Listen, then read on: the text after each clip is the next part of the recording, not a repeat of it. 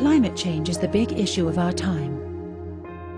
It will have a major effect on the way we live and on the way our children live.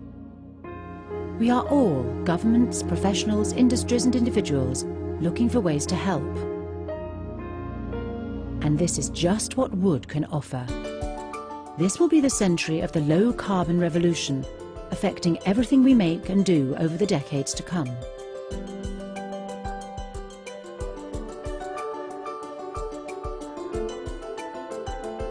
Wood will be at the heart of that revolution, a naturally renewable material that as it grows reduces carbon dioxide in the atmosphere and provides low-carbon solutions for construction and for energy generation. Globally, deforestation is part of the problem, accounting for 17% of carbon dioxide emissions, mainly from tropical rainforests. Yet in Europe, where over 90% of all the wood we use comes from, it's part of the solution. How can cutting down trees help reduce carbon dioxide emissions?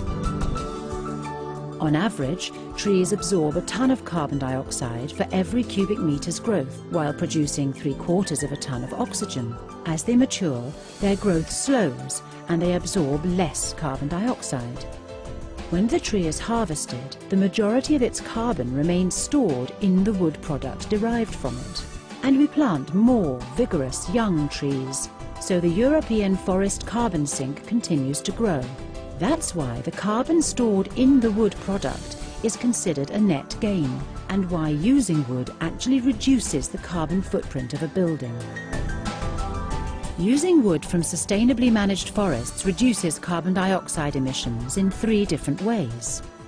It supports the sustainable forest management that ensures our forests and their carbon sink continue to grow. It provides low-carbon building materials to be used instead of energy-intensive alternatives, and a renewable source of carbon-neutral energy.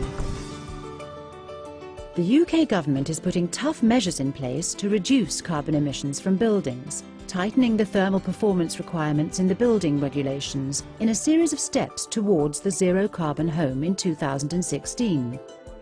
The Code for Sustainable Homes will be followed in 2018 by codes for schools, public sector buildings and potentially all new buildings over the next decade. The more demanding the thermal performance, the less it costs to achieve in wood, because softwood is a much better insulator than any other mainstream building material.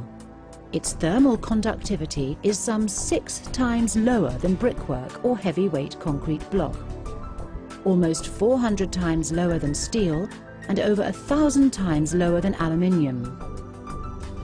And certified wood products can also help achieve higher rating levels in the Code for Sustainable Homes. Wood makes a real contribution to reducing a building's carbon footprint, not just in the energy used to heat the building over its life, but also in the energy embodied in the fabric of the building. Right now, a building's embodied energy represents around 20% of its total lifetime energy use. But changes in the building regulations to increase thermal efficiency could see it rise to as much as 60%. So the energy embodied in the materials we make our buildings from will become more and more important. And wood has by far the lowest embodied energy of any mainstream building material. Substituting a cubic metre of wood for other construction materials such as concrete blocks or bricks will save almost a ton of carbon dioxide from being released into the atmosphere, with a big effect on the carbon footprint of a building.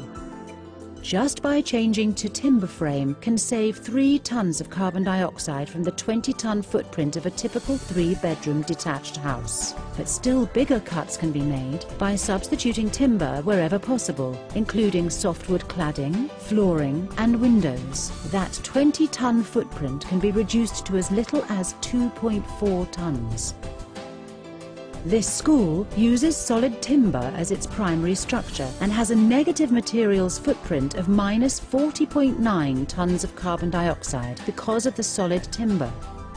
In other words, the building is storing almost 41 tons more carbon dioxide than it took to build. These are emissions that are within the control of the designer, and a software tool is available, a carbon calculator, to show the carbon effect of choosing different materials at a glance. Isn't it extraordinary what wood can do?